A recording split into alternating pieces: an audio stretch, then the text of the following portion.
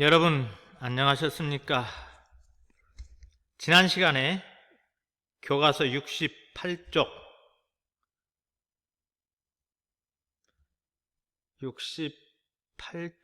기여한 것이다, 드러났다, 여기까지 했었죠. 자, 이어서 시작하겠습니다. 무임승차를 할 수 있는 상황임을 알면서도 가진표의 거의 반을 공공재 생산 비용에 자발적으로 기여한 것이다. 자, 여기 쭉 밑줄 긋고 그 밑에다 써주세요. 공공재 생산에 어느 정도 자발적으로 기여함. 바로 이것이 실험의 결과죠. 딱 끊어서 써주세요. 실험의 결과. 그리고 여기에 옆에다가 결론. 지금까지의 전통적 경제학은 자신의 이익만을 추구하는 합리적 인간인 호모 에코노미쿠스의 경제 행위를 분석의 대상으로 삼았다. 그러나 공공재에 관한 실험을 통해 확인했듯이 현실의 인간은, 여기 밑줄 그어주세요. 현실의 인간은 경제학 교과서에 등장하는 호모 에코노미쿠스와 다르다. 거기까지. 자, 밑에다가 항상 이기적으로 행동하지는 않음이라고 써주세요. 항상 이기적으로 행동하지는 않음. 우리가 경제 행위를 할 때 언제나 이기적으로 합리적으로 행동하지는 않는다는 것이다. 이는 지금의 경제 정책을 만드는 근거가 되었던 전통적 경제 이론이 현실을 설명하는 능력에 한계에 있을 수밖에 없음. 여기까지 밑줄 그으세요. 지금이부터 여기까지. 새로운 시각의 경제 이론이 필요한 이유 1. 그 밑에는 또 새로운 경제 이론이 필요한 이유 두 번째가 나오겠죠. 또한 이 경제 이론에 기초를 두고 있는 경제 정책이 기대한 효과를 내지 못할 가능성이 있다. 여기까지. 이게 바로 새로운 시각의 경제 이론이 필요한 이유 두 번째입니다. 있다는 뜻도 된다. 이제는 경제 이론과 경제 정책을 새로운 시각에서 다시 검토할 필요가 있지 않을까? 자, 의문형으로 이 문장이 끝을 맺었습니다. 자, 결론은 뭐냐면 전통적 경제학과 다른 시각의 경제 이론과 경제 정책이 필요성을 제기했죠. 자, 볼 필요가 있지 않을까? 끊어서 써주세요. 새로운 시각으로 기존 경제 이론과 경제 정책을 검토해 볼 필요성 제기. 새로운 시각으로 기존 경제 이론과 경제 정책을 검토해 볼 필요성 제기. 자, 날개 활동. 여기 보세요. 이걸 옆에 있는 것을 날개 활동이라고 하는데, 우리 경제 행위가 호모 에코노미쿠스의 경제 행위와 다르다는 필자의 주장을 뒷받침할 수 있는 사례를 찾아보자 그랬네. 자, 흔히 서비스 상품을 하나 더 끼워준다고 광고하면 실제로 필요하지 않으면서도 그런 상품을 사는 경우가 있습니다. 이는 인간의 경제 행위가 합리적이지만은 않음을 보여주는 사례이죠. 자, 1+1 하면 그 사람들이 필요하지 않아도 나중에 써야 되겠다 하고 싸니까 일단 사는 행위가 바로 경제 행위라고 할 수가 있죠. 자, 이렇게 해서 본문을 끝냈고요. 이제 학습 활동으로 넘어가겠습니다. 교과서 69페이지 1번 교과서 보세요. 다음 글을 읽고 생략된 내용이나 감춰준 의미를 추론하는 활동을 보자. 자, 여러분들 쭉 한번 읽어보시기 바랍니다. 선생님이 읽어줄까요? 또 읽어봐 달라고 하면 또 안 읽어보는 학생이 있기 때문에 선생님이 한번 읽어보도록 하죠.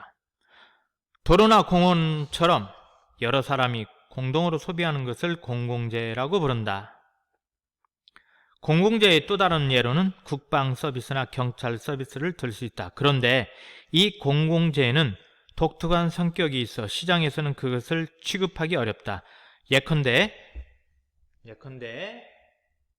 국방 서비스를 공급하는 기업이 있다고 가정해보자. 이 기업은 한 사람당 연간 500만 원만 내면 철통 방위를 약속한다는 신문 광고도 냈다. 과연 국민들은 돈을 내고 이 서비스를 이용하려 할까? 국민들은 국방 서비스를 산 사람만 골라서 외적으로부터 지켜줄 수는 없다는 점을 알기에 굳이로 발음되는 것 구개음하죠. 자신이 그 비용을 지불하려 하지는 않을 것이다. 자, 그 비용. 이처럼 개인이나 기업이 비용을 들여 공공재를 생산할 때 아무 비용을 지불하지 않는 사람도 비용을 지불한 사람과 함께 그 혜택을 누릴 수 있게 된다. 대부분의 공공재를 정부가 공급하는 것이 바로 이 때문이다. 자, 문제 보면 그 비용이 이 때문, 지시한 의미를 파악하여 써보자 그랬죠. 자, 그 비용은 뭡니까?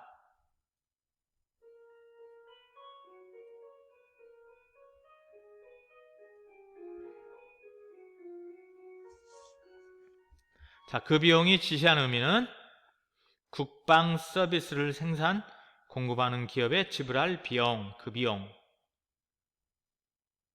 자, 이 때문이 지시하는 의미는 공공재를 생산할 때 비용을 지불하지 않는 사람도 비용을 지불하는 사람과 함께 그 혜택을 누릴 수 있기 때문이다.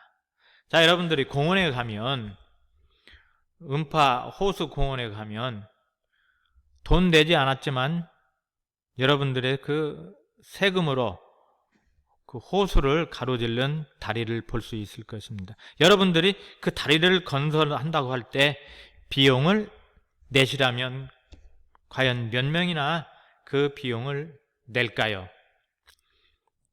공공재, 여러 사람이 공동으로 소비하는 것, 공공재. 거기에 돈을 내시겠습니까?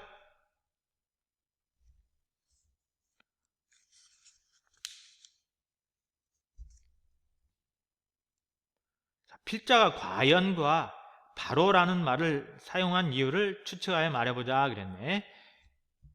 자, 예시 답. 과연, 바로는 모두 뒤에 이어질 질문을 강조하기 위해 사용한 말이다. 이렇게 써놓으면 되겠고요. 3번, 4번은 생략하도록 하겠습니다. 그리고 교과서 71페이지 피세요. 동메달이 은메달보다 행복한 이유. 미국 코넬 대학교 심리학과 연구팀은 하계 올림픽 메달 수상자들이 경기 종료 순간에 어떤 표정을 짓는지 분석하였다. 경기 종료 순간 밑줄에다가 실험 측정 시기 1이라고 쓰세요. 연구팀은 실험 관찰자들에게 분석이 가능했던 23명의 은메달 수상자와 18명의 동메달 수상자의 얼굴 표정을 보고 이들 감정이 비통에 가까운지 환희에 가까운지 10점 만점으로 평정하게 했다. 자, 얼굴 표정을 보고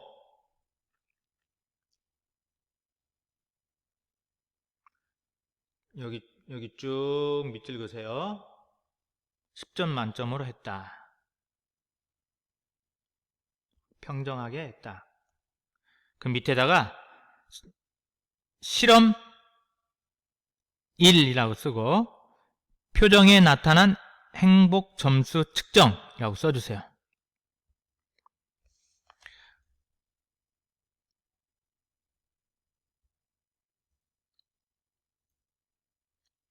분석 결과 은메달 수상자 20명과 동메달 수상자 15명의 시상식 장면을 분석하게 했다. 거기 끊어서 여기서 끊어서 매달 수상자들의 얼굴 표정 분석 써주세요.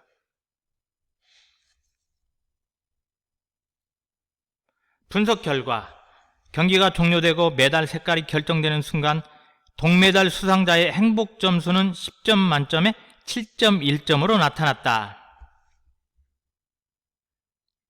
자, 이것은 동메달은 금운동 중에 최하위이므로 비통에 가까울 것이라고 예상과 다른 결과를 말해주고 있습니다. 그러나 은메달 수상자의 행복 점수는 고작 4.8점으로 나타났다. 환희와는 거리가 먼 감정 표현이었다. 시상식에서도 이들의 감정 표현은 역전되지 않았다. 동메달 수상자의 행복 점수가 5.7점이었지만 은메달 수상자는 4.3점에 그쳤다. 자, 여기 끊어주세요. 은메달 수상자보다 동메달 수상자의 행복 점수가 더 높은 거죠.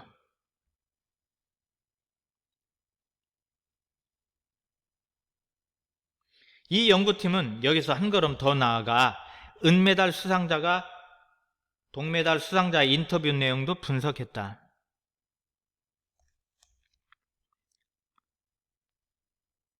실험 두 번째죠. 분석 결과를 보면 동메달 수상자의 인터뷰에서는 만족감이 더 많이 표출되었고 은메달 수상자의 경우에는 아쉽다는 표정이 압도적으로 많았다. 자, 이거 딱 끊어주세요. 끊어서 은메달 수상자보다 동메달 수상자의 만족감이 더 높음. 자, 왜 그럴까요? 그 이유는 밑에 나와 있습니다. 왜 은메달 수상자가 3위인 동메달 수상자보다 더 만족스럽게 느끼지 못할까? 선수들이 자신이 거둔 객관적인 성취를 가상의 성취와 비교함으로써 객관적인 성취를 주관적으로 재해석했기 때문이다. 자, 자신이 거둔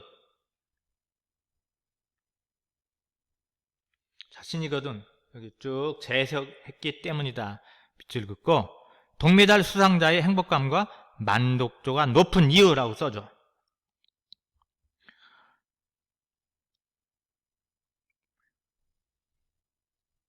반면 은메달 수상자들은 그 가상의 성취는 당연히 금메달이었다. 반면 동메달 수상자들의 그 비교가 가상의 성취는 노메달이었기 때문에 동메달의 주관적 성취는 은메달의 행복 점수를 뛰어넘을 수가 없다. 자, 끊어서 동메달 수상자의 행복감과 만족도가 높은 이유.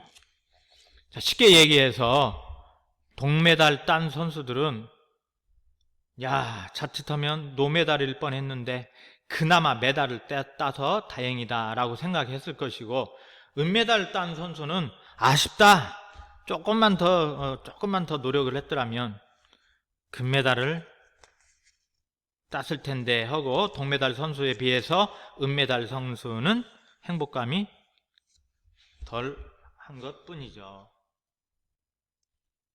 자, 여기 동메달 수상자가 은메달 수상자보다 행복한 이유를 말해보자. 자, 여러분, 선생님이 예시답 올려놓았죠. 그 다음에 이 글에 밝힌 인간의 특성이 우리의 경제활동에 나타나는 경우를 추측해보자. 여기 읽어보면 됩니다.